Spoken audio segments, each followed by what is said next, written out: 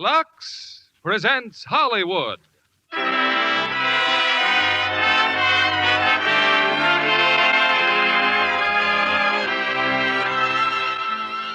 Lever Brothers Company, the makers of Lux Toilet Soap, bring you the Lux Radio Theater, starring Fred MacMurray, Valley, and Frank Sinatra in The Miracle of the Bells.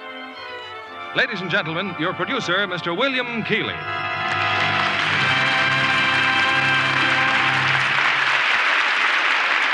Greetings from Hollywood, ladies and gentlemen. It's not often that you can see the film version of a book on the screen that's still on the bestseller list throughout the country. And it's not often that we can broadcast the screenplay of a story that's still being read in thousands, if not millions, of homes. But such is our good fortune tonight with Lasky McEwen's current film production of Russell Janney's book, The Miracle of the Bells. And we bring it to you now with three great stars, Fred MacMurray, Valley, and Frank Sinatra, playing their original screen roles. Many of the scenes in The Miracle of the Bells were filmed on actual location in a typical Pennsylvania mining village. And from such a place, close to the setting of tonight's play, as a matter of fact, comes a letter from a good friend of this theater. She writes, "In a town where soot and smoke are almost unavoidable, it's always a problem taking care of your complexion. But with Lux Soap, I've never had trouble keeping my skin looking fresh and lovely. We appreciate Lux Soap as much as we enjoy your Monday evening broadcasts, and that's saying a great deal. Well, as one way of saying thanks to this kind listener, we raise our curtain on Act One of RKO's current hit release, The Miracle of the Bells, starring Fred MacMurray as Bill Dunnigan, Valley as Olga, and Frank Sinatra as Father Paul."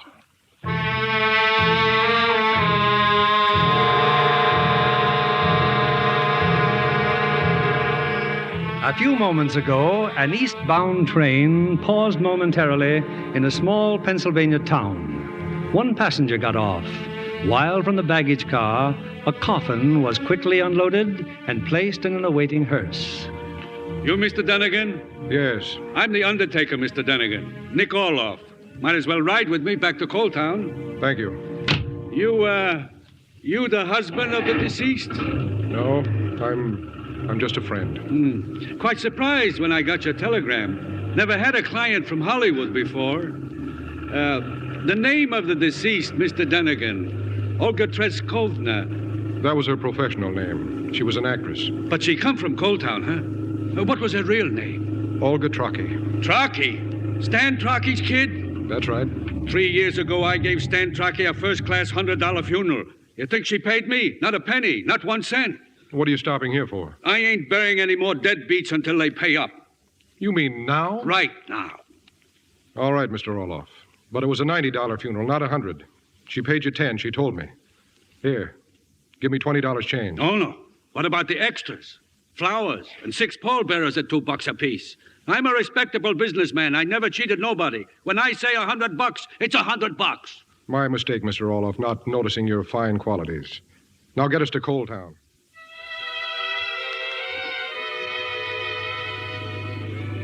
It's all right, Olga. You'll be home soon. Why anyone should want to come back to this flea-bitten end of the world, I don't know. But that's what you wanted. And it's all I can do for you, kid. Ride with you and tell you that I love you. That's what's driving me crazy. That I waited till now to tell you.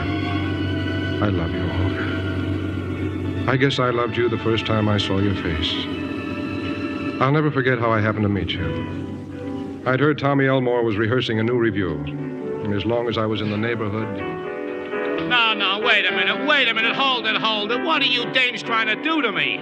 You, what's your name? Olga Treskovna. Well, look, Olga, I'm sorry, but I haven't time for beginners. Come back when you've learned something. Mr. Elmore, please. No, I'm sorry, but this show's got to go on in 4 days. Let me try again. Please, give me another chance. Go on, Tommy. Give the kid a break. Huh? Who's that? Bill Dunnigan. How are you, Tommy? Just thought I'd drop in and say hello. Hey, can you get out of here? I'll buy you a drink. Girls, meet the world's greatest press agent. Bill, meet the world's worst chorus. Hiya, girls. Okay, ladies, take half an hour. If you've been watching them, Bill, you know I could use a drink. Hey, Tommy, Do me a favor, huh? Huh? Yeah, shoot, pal. Let the piano player work with that kid. He'll have her dancing like Pavlova in no time. You know her? No, I just like her face. And she looks like she needs the job. Come on, Tommy, give her a break. Okay. Freddie, see what you can do with Olga. I'll be back in 30 minutes. Thank you. Thank you. Now, never mind the thanks. Just learn that routine. Oh, I will. I will. That's where it began, Olga. And this is where it ends. In Orloff's funeral parlor. You're back in Coal Town, baby.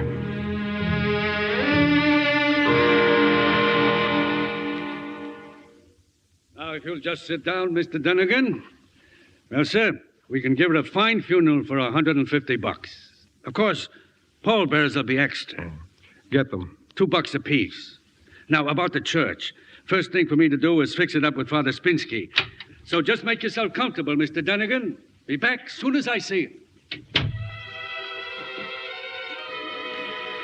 What a sap I was, baby. Walking out of that theater with Tommy Elmore and not seeing you again for a whole year.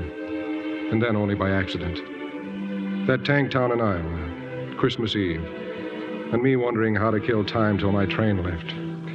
I walked down Main Street, and there was your picture in the lobby with the rest of the cast. The show was over, but I took a chance you'd still be in your dressing room. Mr. Donegan. You've got a good memory. Oh, come in. Come in. Oh, I've wanted so to see you.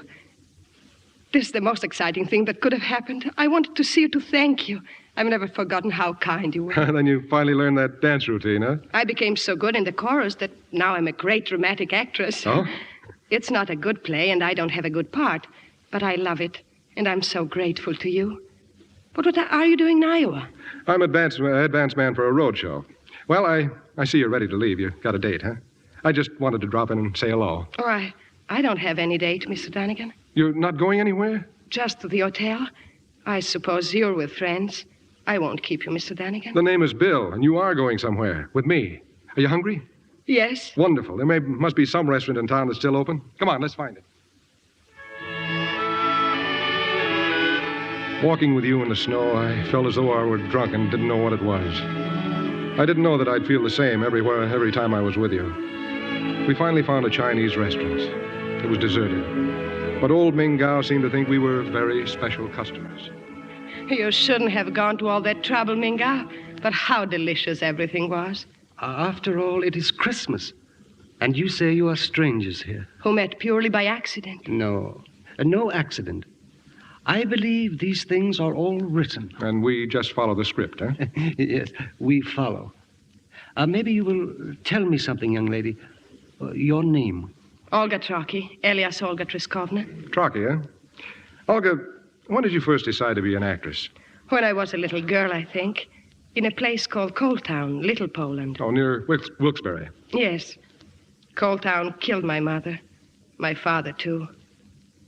My father was very sweet and kind. He played the accordion and sang. And he used to say to me when he had a hangover, which was most of the time, "Go away someplace, Olga, and sing and dance and act and be happy." So you followed his advice? Except I'm nobody. But I'll be ready when my chance comes. I think maybe in Hollywood. Hey, not so fast, baby. What you need is a couple of years in stock. You've got a lot to learn. I haven't time for all that, Bill. I want to get there quickly. And when I am a big star and the interviewers ask me, "How did this great success come to you, Olga Triskovna?" I'll tell them it came from Bill Donegan, who once said, "Give the kid a break." Well, I think we'd better go, Bill. It's late. Yeah. Let's have the check, Ming. No check. Oh, no check. Come on. We ate the whole restaurant. Please, let this humble meal be my gift to the two guests from far away. Well, thanks, Ming. Merry Christmas. Thank you. Wait. This is for you, Mingao. It's nothing, just a little religious medal. St. Michael, the Archangel. Will you take it, please? I am very grateful. St. Michael, huh? What's his specialty? Fighting for God. He is a very gallant saint, Bill. I will carry it and hope for your great success, Miss. Good night, Minga. Well, it stopped snowing. Yes. And look up there. Bill, look. Look up there. Are the stars? Yes. Do you see over there where that V-shaped cluster is? Now, just to the right of it. Oh, yeah. See that bright one? Yeah? It's mine. My star. Yours, huh? My father told me that star appeared for the first time the night I was born. Well, could be. It's there every night to remind me of where I'm going. Oh, I'm being very silly.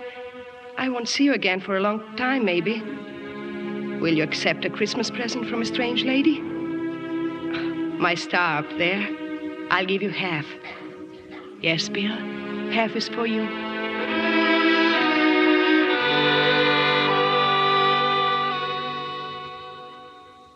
Why didn't I say something to you then? But no, not a word. Not even where can I write you, where'll you be? No, no. Old Clanmouth just walking along with his heart jumping and never a word. And now I'm in Nick Orloff's funeral parlor, and you in a box in the corner of the room. But it can't end like this, baby. It can't end with Dunnigan the dummy just staring at a box. You see? That didn't take long, did it? Me and Father Spinsky got everything worked out fine. And I got hold of a singer, too. Now, let's see. I figure a blanket of roses for the coffin, and maybe a nice wreath as a sort of personal tribute from you. Oh, yeah, and the sexton of the church. Almost forgot that. Oh, that's bad. You wouldn't want to forget any charges. Huh?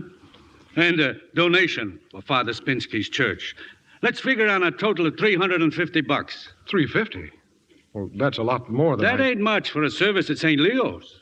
At St. Leo's? Yes, sir. Biggest church in town. But that's the wrong church. I wanted St. Michael's. I just took for granted. That old broken-down barn? Oh, no. You don't want your friend buried from St. Michael's. Look, Mr. Orloff, where is St. Michael's? Go on. Take a look at it. I ain't worried. Down the street to your left, across from the hotel.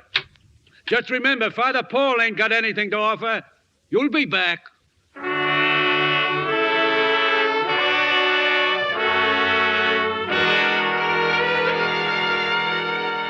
So that's why I'm here, Father Paul. She wanted to be buried from your church. Now, how much do you charge? I better tell you first, she wanted a few extras. I'm very proud that this girl wanted to be buried from St. Michael's, Mr. Dunnigan. Please put your money away. I'm sorry, Father. I came in here like a sorehead. It's just that, well, it's a pleasure to run into a human being again. You ever hear of poverty, Father? Oh, yes. Poverty is an old friend of St. Michael's. Well, I'm down to my last $300. I just thought I'd better warn you. And I've got a favor to ask. Could we have her brought here? I hate the thought of Olga being left in Orloff's place. Of course, she belongs here. Let me phone Orloff, and then you must tell me about Olga.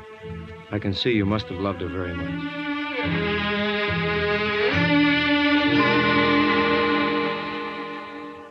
Oh, Nick Orloff's a stupid and greedy man. But she'll be here. Thank you, Father.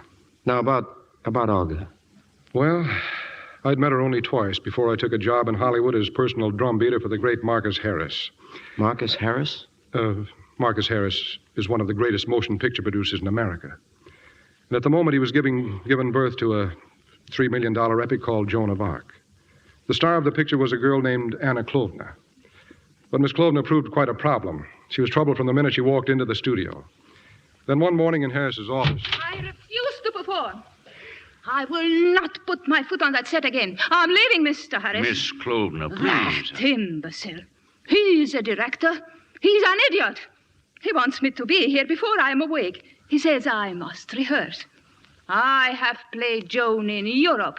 Shaw's Joan, Schiller's Joan. What have I to learn from him? From any of you? Oh, come on, Anna. Don't act like this. You're a great artist. Well, then I want to be treated like a great artist. Let's go to your dressing room. Let's see if we can't talk this over, huh? So, now you give the order, too. What do you know about art? A pushcart peddler is what you were, and what you still are. No ignorant peasant can give orders to Anna Klovna. Now, wait a minute.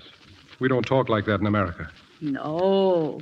All you talk in America is money, money, money. Oh, but I am finished. I quit. You can quit. I'm sorry you don't like me, Miss Klovna. That's all right. I'm sorry you don't like America, but that isn't all right. It's too bad you couldn't see something nice in such a wonderful place. Wonderful. For fools, maybe. For money grabbers. For peddlers. I am an artist. She'll calm down, Marcus. She'll be back. I don't want her back. I like this country. I won't work with anyone who doesn't like it. Well, you can get somebody else to play the part then. There's no one else available who can play Joan of Arc. It's too bad. Cloven has a great talent. Well, let's walk over to the set and give him the bad news. And that's it, ladies and gentlemen. We're forced to give up the picture. I'm sorry this has happened. Maybe we'll have better luck next time. That's it, boys. Wrap it up. Mr. Donegan. Bill. Bill. Holy Ike, am I dreaming? Hello, Bill. Olga, don't tell me you're in pictures. I was. I just lost my job. I was stand-in for Anna Klovna. You're working here, too? Yeah. Look, let's get out of here where we can talk. So a stand-in, huh? Not much of a job for a foolish young lady who dreamed of being a star. You know, it makes me happy just to look at you. Say, where can I meet you tonight? Let me cook dinner for you. I've got a sort of apartment, and I've been dying to have a guest. No guest? No. I'm glad. What's the address? 1461 Curzon Avenue. It's over a garage. 1461. Will it be all right if I get there about 7 o'clock? 7 is fine. Oh, Bill, how good to see you again.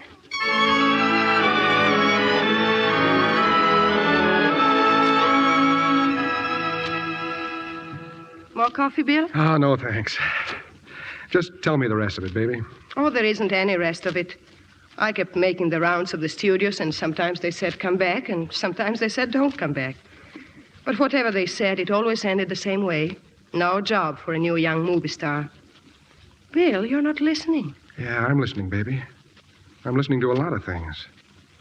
Olga, can you act? But you know I can act. How do I know? Because I told you. Oh, that's right, so you did. And I'm much better now. I spend all my spare time reading plays, learning parts, and... Yeah, you're better looking than she is, too. Who? Anna Klovna. You're younger, you're prettier. Bill, what are you talking Take about? it easy, baby. I'm incubating. Bill, you don't mean Joan of Arc. Never mind what I mean. Olga, do you know any scenes from the script? Oh, Bill, I know the whole script. Look, I don't want the whole script. I want one scene, one big scene. No? Yes, now. We've got to work fast. It's one of those things. Yes, Bill? Okay, you're on. The camera's rolling. Action. It's a scene where Joan comes into the courtroom. They brought her up from the dungeon. She sees all the great English aristocrats, all the great doctors of theology. They're here to make her confess that she has lied and blasphemed. Then the bishop asks her if she considers herself in a state of grace. And she replies, if I'm not, I hope God will put me there. And if I am, I hope he'll keep me there. They want the truth, they tell her. And they ask, when did Satan first command you to slay the English? And Joan answers, the voices of my saints commanded me to fight for France. So I went into battle, and I led the battles. And what were the English doing on the soil of France? Why didn't they keep their blood at home where French swords could not spill it? No, whatever you do to me, I will not say what is not the truth. And the truth is, I'm a peasant girl, and I love my mother and father and my brothers, and I would have stayed at home. But God spoke to me through his angel Michael, and he told me to go out into the world and help my people. I went, and I fought. And if I should escape from here, I will continue to fight for them. And if I do not escape and you will burn me for what I've done, I will kneel in the fire and give God my thanks for his kindness to me and my people. Okay, baby. Where's the phone? Was it all right? Yeah, it was all right. Hello. Mr. Harris, please. This is Bill Dunnigan calling. Yeah, will you please? Bill, I don't know if you should. Hello, Marcus. This is Bill Dunnigan. Marcus, hang on to your hat. What? All right. Hang on to your pajamas then. Look, Marcus, you don't have to shelve the picture. I found another Anna Klovna plus. She's young. She's beautiful. Can she act? Can Heifetz fiddle? Can Joe Louis fight? Can Bob Feller pitch? I'm telling you, Marcus, she's great. You've got to give her a screen test first thing in the morning. Just give me your okay and I'll set everything up. Yeah. Sure, I've got her tied up. I give you my solemn word of honor. Yeah. Fine. I'll see you tomorrow. Bill. Relax, baby. I'm going to explode. You're going to bed. It's like the time you came into the theater. I couldn't see you at first. Just a voice that said, give the kid a break. I don't know why I deserve anybody like you. Yeah, I've got to get hold of Dolan and talk him into directing the test. We don't want a shot by some stooge. I'll go and see him now, and you're going to get some sleep. How can I ever repay you, Bill? By knocking him dead, baby. Tomorrow's the big day. Not as big as now. Oh, Bill, thanks. Good night, Olga. Good night. Now, don't worry about anything. I'll see you on the barricades at dawn, baby.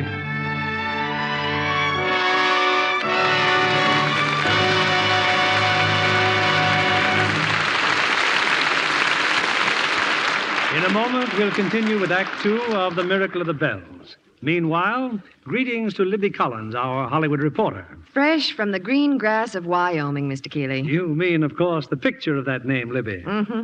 20th Century Fox's New Western. And wasn't I surprised to see little Peggy Cummins in the role of a hard-riding outdoor girl. She's so dainty and feminine. Green grass of Wyoming is certainly full of action. Those harness races had me on the edge of my chair. Especially the one with Charles Coburn at the reins. You can always count on Charles to give a rare performance. And I think the studio has a find in young Bob Arthur. Oh, he's most appealing as Peggy Cummins' sweetheart. I understand Peggy made a great hit when the company was on location. Mm-hmm. She was entertained by the governor and interviewed by all the papers. She's very lovely with her blonde hair and fresh, fair skin. How about that, John Kennedy? Yes, she's one of Hollywood's prettiest. No wonder everyone fell in love with her. Besides, Libby, Lux girls always make a hit. Yes, Peggy Cummins is an ardent Lux girl. She told me that during the war days in England, she used to cherish every sliver of Lux soap. Those Lux soap facials are wonderful for the skin, she said. I didn't want to neglect my complexion care a single day. Screen stars just can't take chances with complexion beauty. And neither should any woman. Lux facials are so easy and quick, and they really work. Tests by skin specialists prove it. In actually 3 out of 4 cases, skin became lovelier in a short time. Lux soap agrees with delicate skin. It's as fine a soap as money can buy. Fastidious women love the Lux soap perfume, too. It's such a delicate fragrance. Another reason why fragrant white Lux toilet soap is Hollywood's own beauty soap. Back now to Mr. William Keeley. Two of The Miracle of the Bells, starring Fred McMurray as Bill Dunnigan, Valley as Olga, and Frank Sinatra as Father Paul.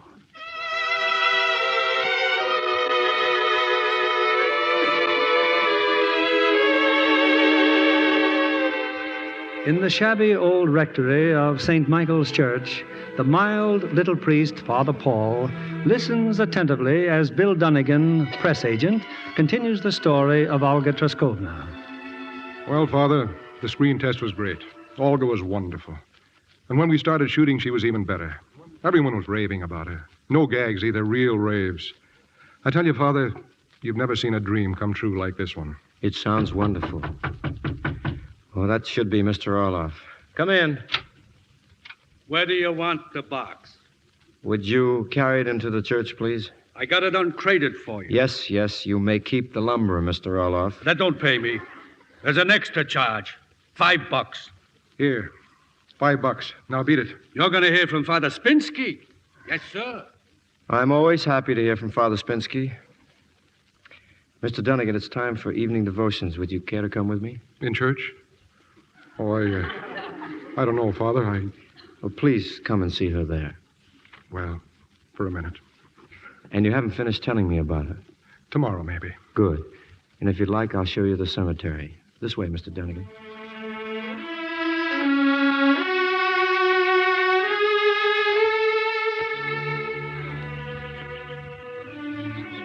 You know, some people object to our cemetery being way up here in the hills, Mr. Dunnigan.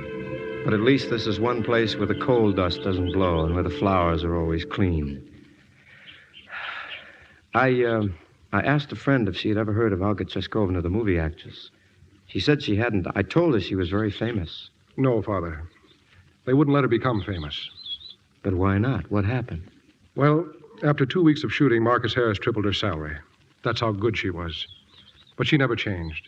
It's quite a thing, you know, Father, to jump from nowhere into stardom. And all the time she was getting thinner and more tired. I figured she was just working too hard. Until one day in her dressing room...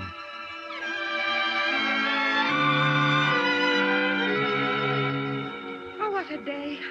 I've never worked so hard in all my life. Dolan's a regular slave driver, but I love him for it. Oh, I feel as light as air. Clara, does she have a fever? She's awfully hot, Mr. Dunnigan. Oh, you would be too under those lights all day. Let's have a wonderful party, Bill, when the picture's over. Yeah, we'll do that, baby. Poor, serious Bill. He doesn't know how gay life can be. How wonderful. Mr. Dunnigan, that bottle, please, her medicine. Here, dear. Take this. Here.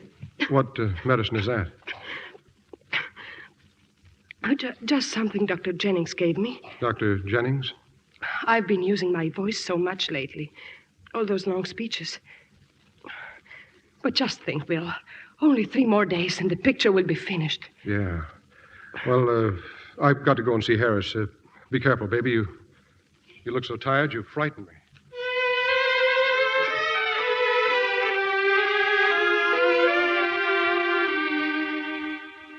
She doesn't know I've come here, Dr. Jennings. Tell me, how sick is she? She's very sick. She's developed tuberculosis. Tuberculosis? I see. She needs what we call surgical rest. Should have had it long ago. Well, if we could send her to a sanatorium now. I've tried desperately to persuade her, but she's determined to finish this picture even if it kills her. Yeah, I know. But she will get well. There's always a chance, Mr. Dunnigan. No more than that, huh? Thanks for telling me, Doctor.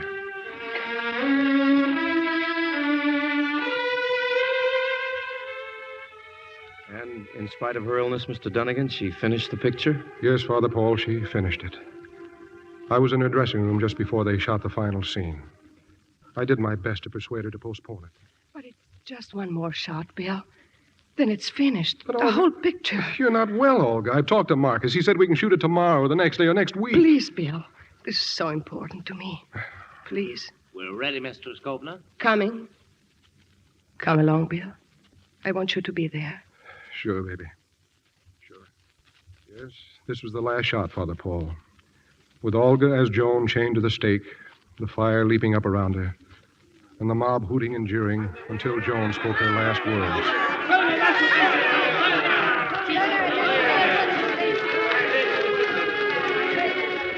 Oh, you who are here, I pardon you for what you do.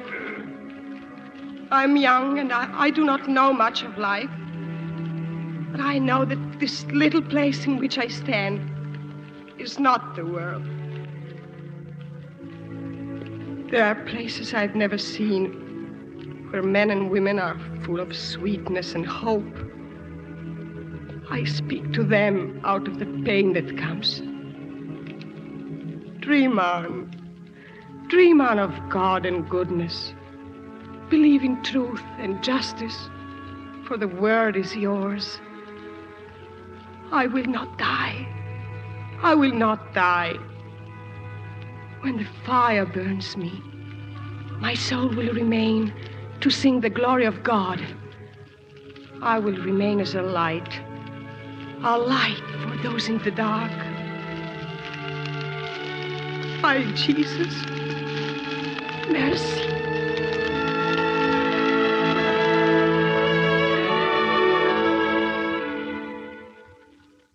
The following day, Olga was dead.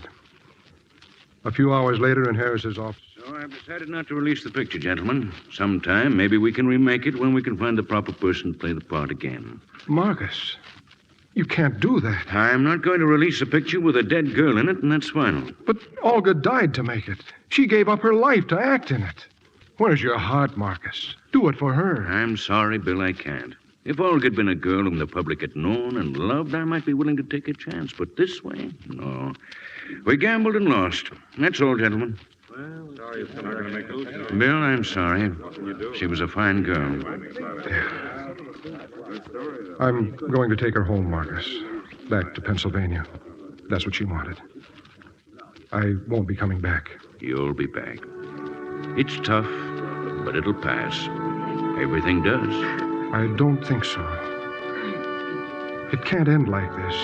Not for her.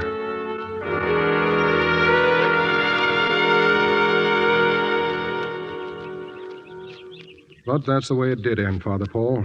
The picture shelved, Olga's talent and beauty stuck away in a vault, buried like we're going to bury her. Those bells, Father. Church bells? Yes, they ring every day at noon all over the world. The Angelus. I guess I never listened. Bells. I knew there was something I'd forgotten. Olga wanted your bells rung at her funeral. I almost forgot her last request. I'll tell the sexton. Father, how many churches are there in Coal Town? Why, we have 5 churches. Do they all have bells? Well, yes, fine bells. Mr. Dunnigan, you're not thinking I'm thinking of a lot of things. 5 churches. Okay, I want all the bells to start ringing at 8 o'clock tonight and keep on ringing for 3 days. 3 days and 3 nights. But why? A brain cell moved, finally. I've been letting Olga down. I've been sitting around moaning like a beggar on a rainy day. Mr. Dunnigan, it's going to cost money, a lot of money. Oh, that'll be taken care of, Father. But you told me that you Look, Father, you've heard of St. Michael, haven't you? He was a scrapper, wasn't he? Oh, indeed he was. He was the first warrior of heaven. Well, then what are we worried about? He's on our side, isn't he? Come on, Father, let's get back to town.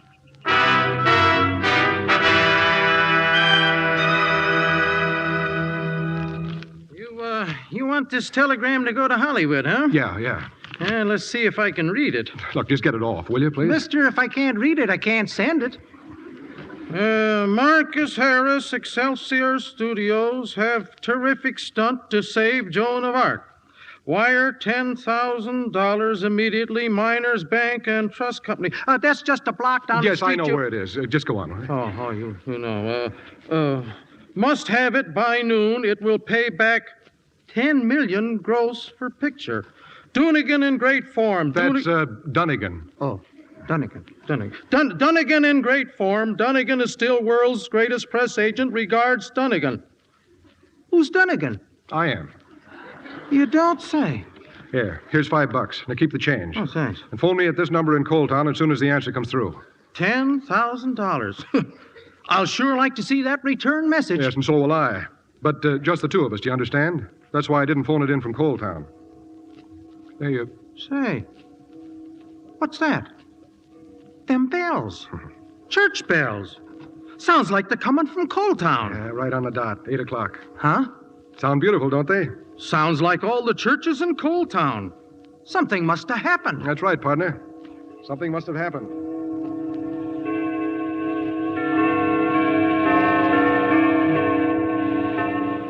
Boys, I'm sorry I was so long getting back to the hotel, but I've been over in Nanticoke. I'm Todd Jones, Associated Press. Oh, yeah. Tanner, Nanticoke Journal. And I'm Briggs, Wilkes-Barre's son. Now, would you mind telling us what this is all about? These bells? Yeah, this whole town is standing on its ear, and nobody seems to know why they're ringing. Well, I'm a little surprised, gentlemen. I didn't think anyone outside of Coal Town would be interested. This Olga Treskovna, who is she? She's an actress. A great actress, gentlemen. She died 10 days ago in Hollywood. Well, Hollywood star, huh? What pictures? Well, as a matter of fact, she just finished Joan of Arc. Hey, wait a minute. I thought I recognized you. You're Bill Dunnigan, aren't you? That's right. Bill Dunnigan, super-duper press agent. Bells, huh? This isn't a news story. It's a publicity stunt. Now, wait a minute. Did Marcus Harris ever hear of paid advertising? Okay, boys. I'll admit I was trying to pull a fast one, but not for the reasons you're thinking. Hey, Al, how about a bottle of scotch and some glasses? Sure, right away, Mr. Dunnigan. Everything I've told you is true, as far as it went. How about listening to the whole story? At least until the bottle runs out. The AP doesn't print publicity stories, Dunnigan. What I want to know is who's paying for 3 days and nights of bell ringing? I am, with the aid of 4 bad checks which I have sinfully given the trusting clergy of Coal Town, including Father Spinsky of St. Leo's. I've wired Marcus Harris for $10,000. If he sends it, fine. If he doesn't, our next session will be in the Coal Town jail. Oh, why wouldn't he send it? A gag like this? Because when Olga died, Harris decided not to release the picture. I'm doing all this on my own. I figured that ringing the bells would be news, that with any luck it'd cause so much talk that Harris would have to release the picture. And what's your interest in the picture, Dunnigan? Mine? I knew Olga. I don't want to see her talent buried. She died for it. Do you want to hear why she felt it was worth dying for? Go ahead. I can't get a train for an hour. Well, the day she finished the picture, Olga collapsed. The next morning at daybreak, the hospital sent for me.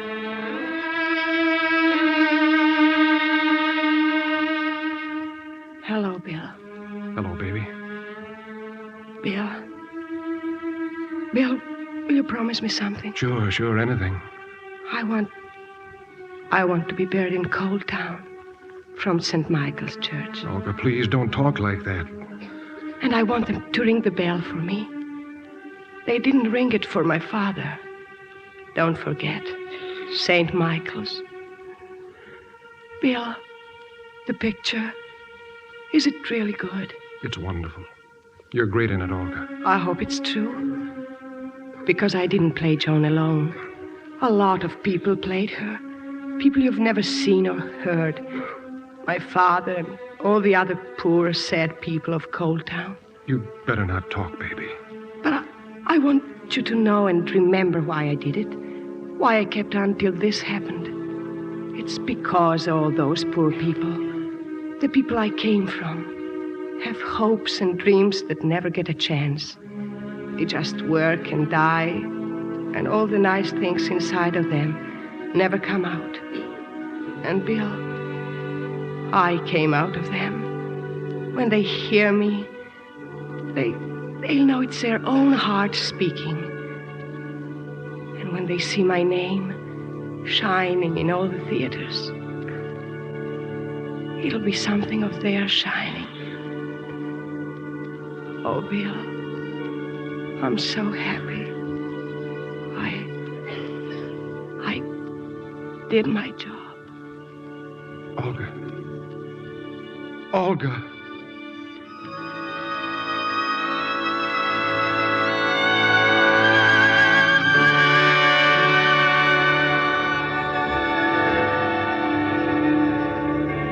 Chicago Times by Associated Press. Dead movie star honored by unique ceremony in Pennsylvania town. Wilkes-Barre's son. Bells ring tribute to Pennsylvania movie star. Bells. Dying wish of Hollywood star fulfilled. Do you like them, Olga? They're ringing your name, baby. Throughout the town, throughout the state, throughout the nation.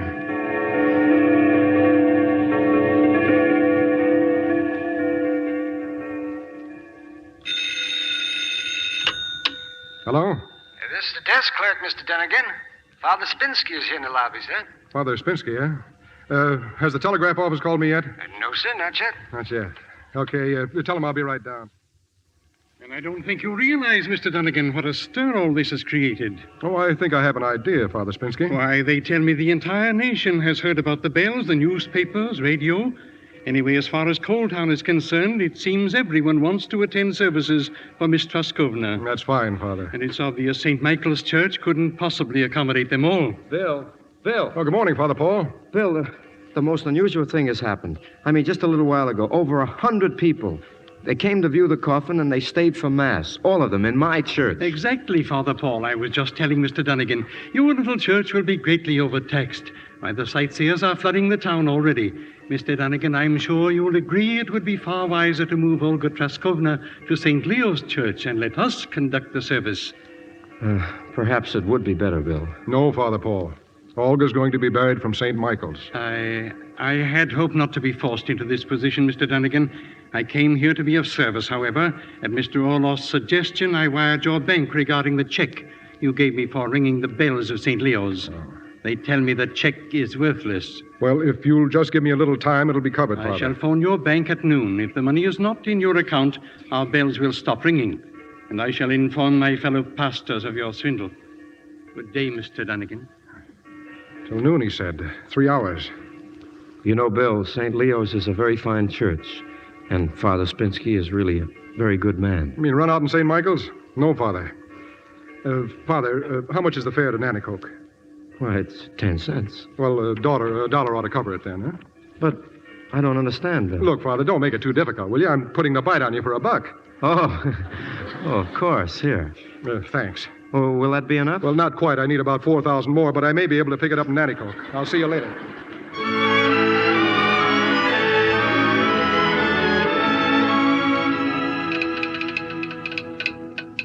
She's coming in now, Mr. Dunnigan. Yep. It's from Hollywood, Well, all what right. does it say? What does it say? Have sent $5,000 as requested. Huh. Cut you down, didn't they? I expected it. What else does it say? Money is settlement in full for your unexpired contract. Never mind about saving picture. My decision still stands. Signed, Harris. Oh, thanks.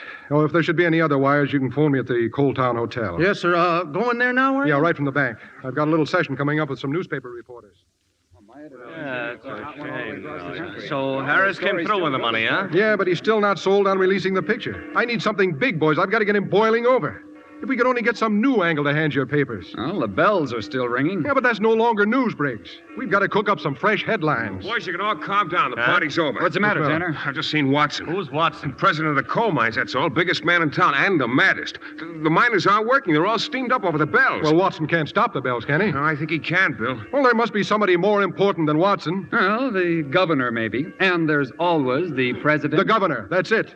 Any of you boys know him? Well, I don't know the governor, Dunnigan, but I know his secretary. It's my wife's cousin. Grab a phone, then put a call in for him. If the governor should issue a proclamation, even Watson would have to shut up.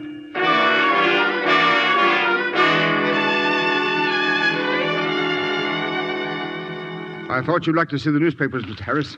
Take a look at this. Headlines, too. Pennsylvania governor issues proclamation. All denominations to observe Starr's funeral. Now, here's the Globe. Nationwide mourning accorded Olga. And you know what the Journal says? Never mind. I've never seen a campaign like this in all my born days. Too bad it's all for nothing. For nothing? I just this minute hung up the phone. Genevieve James is available. She wants to do Joan of Arc. Well, that is news, isn't it? You know, Dolan, I was almost hoping we could go ahead as Dunnigan wanted. But naturally, this changes everything. We'll remake the picture with Genevieve James. I'll get a telegram off to Dunnigan right away.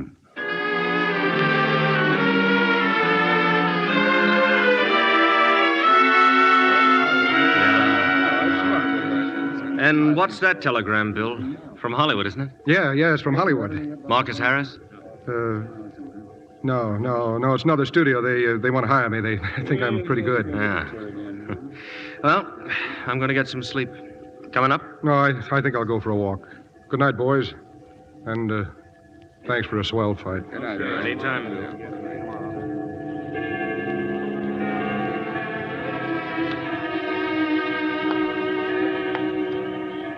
Well, baby, the bells are still ringing. And your star up there is still shining.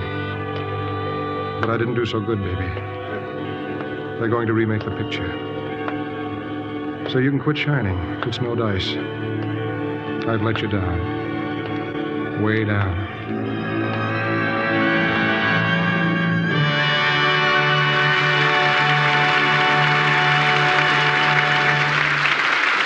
We pause now for station identification.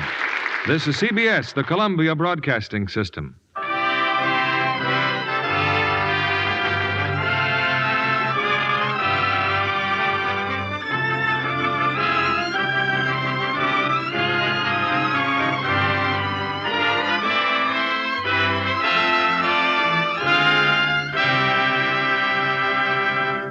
In a moment, we'll bring you Act 3 of The Miracle of the Bells. Our guest tonight, Paramount starlet Jean Ruth, is just 20 years old and already an accomplished actress and dancer. I understand, Jean, you've spent almost as many years in the theater as you have birthdays. Yes, Mr. Keeley. Both of my parents have been in show business nearly all their lives, so I was literally raised in the theater. And now you're well on your way to a movie career.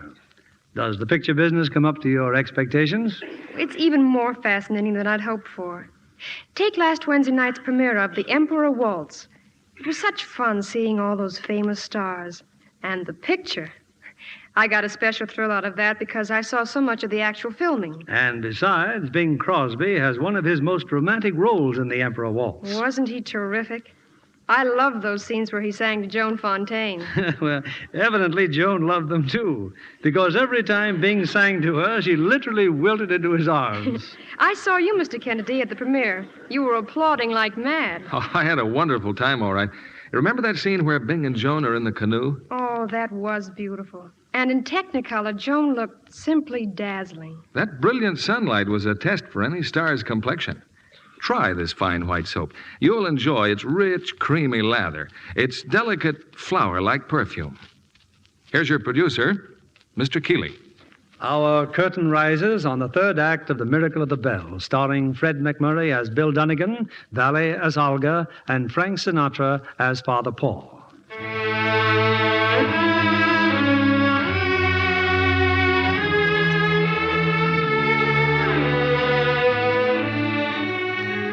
Marcus Harris, the producer, has decided to remake Joan of Arc.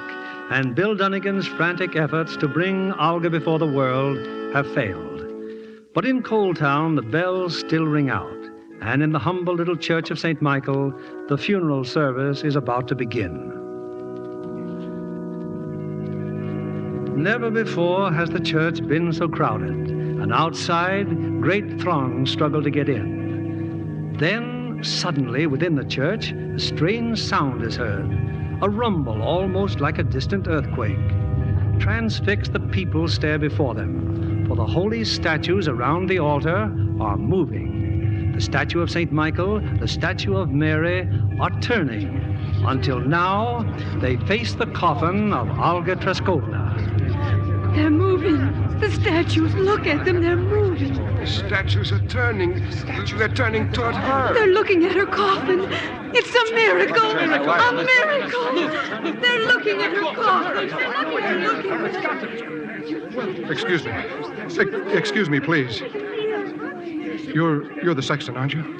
Where is he? Where's Father Paul? He went down there, Mr. Dunnigan, down to the basement. Father Paul. Father Paul. I'm here, Bill. Father Paul, I saw it. I was in the back of the church when it happened. I saw the statues turn. Yes, I know, Bill. That's why I came down here. Look, Father Paul, I started this thing. I started the bells ringing as a gag to get them to release Olga's picture. But I didn't do that upstairs, so help me, I had nothing to do with it. I know, Bill, I know. The statues turned by themselves. They turned and looked at Olga. Look, Bill, look at this post. You see, the ground is broken around this post. What? The ground, Bill, it's broken, and all the way across to the base of the other post. The statues are directly above these posts, and the posts support the statues, Bill. Are you trying to knock out the miracle? There wasn't any miracle. You see, there are a lot of old mine shafts under here, and the earth isn't too solid. The movement of the two posts made the statues turn, Bill. That's it, huh? Yes. I rushed down here because I was worried about the flooring of the church. All those people up there, why, our floor isn't used to such crowds. What are you going to do, Father Paul? Why, I'm going to tell them the truth. You know the truth? Yes, Bill. Father, wait. I must tell them, Bill. It's my duty. It's your duty to take the light out of their faces, is it, Father? I saw them when it happened. I saw those poor, bitter faces shining as if someone had turned a light on inside them. And I heard them praying and giving thanks. And now you're going up and tell them it was nothing but a couple of basement pillars and a piece of broken ground. Bill, you don't seem to understand. Look, Father, I'm not thinking of putting over a movie now. Whoever turned those statues wasn't trying to sell a picture for Marcus Harris. I tell you, Father, God was trying to say, life's all right. It's not as bad as it seems. And I'm up here watching and trying to help. And even if he didn't say it, Father, can't you see it's in their hearts now? It'll go out all over the world. And if God doesn't speak like that out of heaven, he'll be speaking out of people's hearts. And what's the difference where he speaks from? Your job isn't to hide his word, is it? No, Bill, it isn't to hide his word. The saints came to Joan of Arc because she wanted to help someone. The people of France. Olga wanted to help someone just as much. The people of Coal Town. Give her the chance, Father Paul. Come with me, Bill. We'll go up now.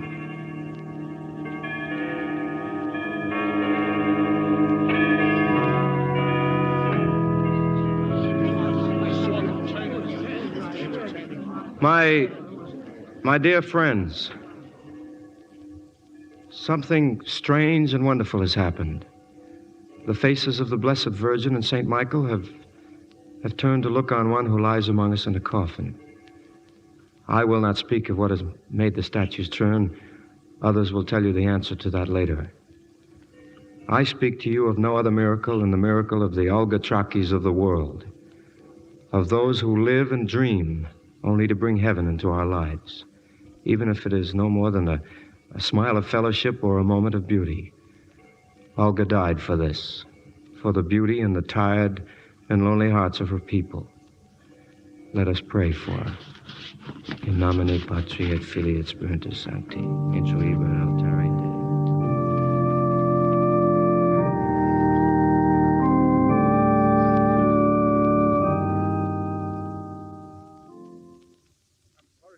here, Mr. Harris. But something tremendous has happened. There's a mob of newspaper reporters out there, and they want you What's to... happened? What are you talking about? The miracle, Mr. Harris. What miracle? In Coal Town, a miracle has happened to Olga Treskovna. I won't hear such bunk. It's sacrilegious. And if Dunnigan thinks It he can... isn't Dunnigan. Two huge statues at the altar turned to look at Olga in her coffin. What do you mean it isn't Dunnigan? Do you think for one moment the Almighty is interested in selling my movies?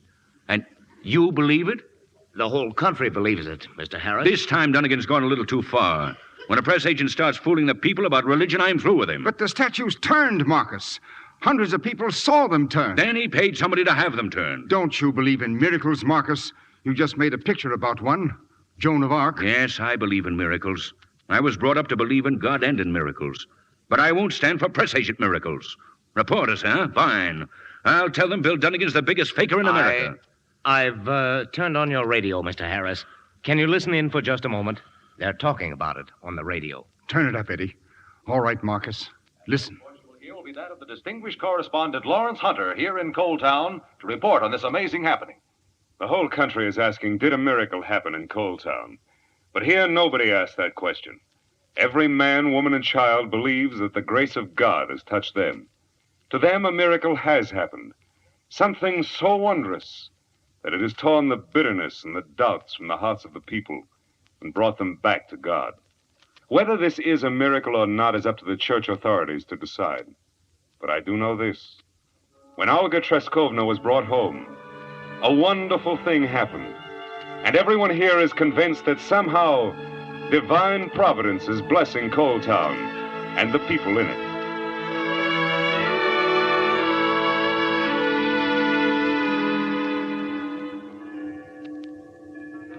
What a day this has been, Bill. What a wonderful day. Look at those telegrams on my desk. How am I ever going to answer them all? And tomorrow there'll be more. You don't answer them, Father Paul. You get a secretary. She answers them. Oh, no. They were written to me. Look, we are being given a new organ by Mr. Watson. Others are giving us a new roof, stained glass windows. And look, Bill, all this money for the poor. And the world has come to St. Michael's to pray. I must thank you, Bill. Thank me. Isn't that a little funny coming from you? You mean you still believe in the miracle? I've been standing in the church most of the day, Father. I haven't tried to plant one line of newspaper copy. Do you remember when I told you how I couldn't tell Olga what I felt? Well, this is the second time in my life that I've been dumb. I can't tell the world about it. That's why I know it's real. Because I'm no good at selling anything that's real. Well, I guess I'm through here. Through? Oh, no, Bill. No, Bill, you're just beginning. Marcus. Bill, I'm happy to see you. Hello, Marcus. Hello, Dolan. Father, this is Mr. Harris and Mr. Dolan, straight from Hollywood. My special plane. I'm very glad to know you. Father, Bill, I'm a man who knows when he's licked. You win. You, Bill, and Father Paul, St. Michael, Olga, and a couple of statues. I've decided to release the picture as quickly as possible. Thank you, Marcus. We're going to put Olga Treskovna in pictures in every city in the country. And I'll tell you what she's going to do.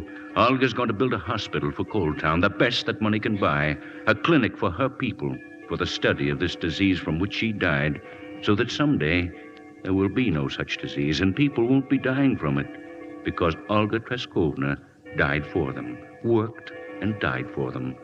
This is a great thing you're doing, Mr. Harris. It's beyond anything any of us has dreamed. Maybe. I don't know how all this started, but in my religion, when something happens that makes the world a little better than it was before, we know that God has had something to do with it. And we don't ask questions. In my religion, too, Mr. Harris.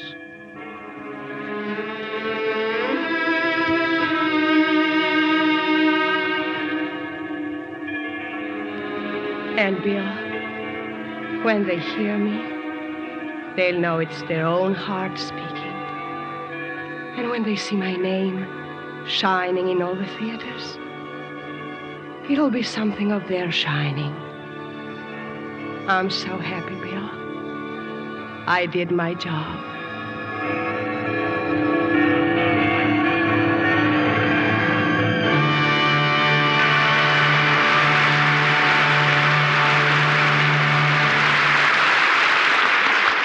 I can't imagine a better Memorial Day tribute to our audience than The Miracle of the Bells. And our thanks go now to the stars who made tonight's play such an unforgettable event. Fred MacMurray, Valley, and Frank Sinatra. Fred, you just got back in time from the Chicago premiere of the picture. That's right, Bill. Frank and I both were there. And I understand it was a sellout. Yes, Mr. Keeley, which was mighty gratifying since the proceeds went to the National Cancer Drive. And where were you, Valley, during all this? Working at the studio? But I wish I could have been there. Well, at least we had you for the radio premiere. And it's a great pleasure having you back so soon again on Lux. Well, it's a pleasure for me, Mr. Keeley. I love radio. And I'd say radio loves you, and so do I.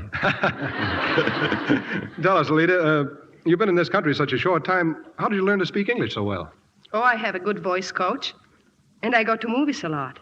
Go to movies, huh? I wish I could have studied English that way. Say, if you don't watch out, Alida, you're going to have a lot of English students playing hooky. Well, I'm sure, Valley, many actresses could learn a lot by seeing your excellent performance in the role of Mrs. Paradine in David O. Selznick's production, The Paradine Case. Yeah, that was really a thrilling picture you made with Gregory Peck, Alida. Yes, and I like those typical Alfred Hitchcock touches. You all ought to be proud of it, you all. And I'm not surprised, Valley, at the success of your American pictures after your many, many screen hits in Italy. But tell me, do the screen stars of Italy depend on Lux soap as they do in this country?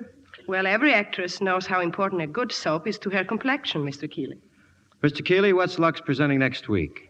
Next Monday night, we bring our audience a spine-thrilling story of the West with Columbia Pictures' current hit, Relentless. And our stars are Robert Young in his original exciting screen role and the lovely Claire Trevor for romantic interest. A mighty exciting picture, Bill. Yes, and as its title implies, an action-packed story of the chase in which an innocent man relentlessly pursues the murderer of whose crime he's accused. That ought to keep the audience in plenty of suspense, Bill. We'll be listening. Good night. Good night. Good night. Thanks for brightening our holiday.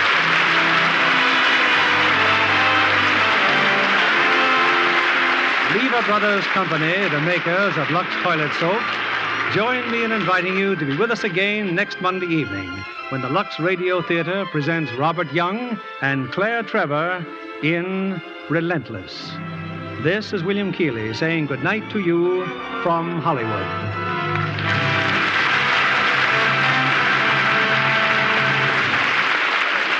Today, thousands of alert young women who are high school or college graduates are choosing the career of nursing.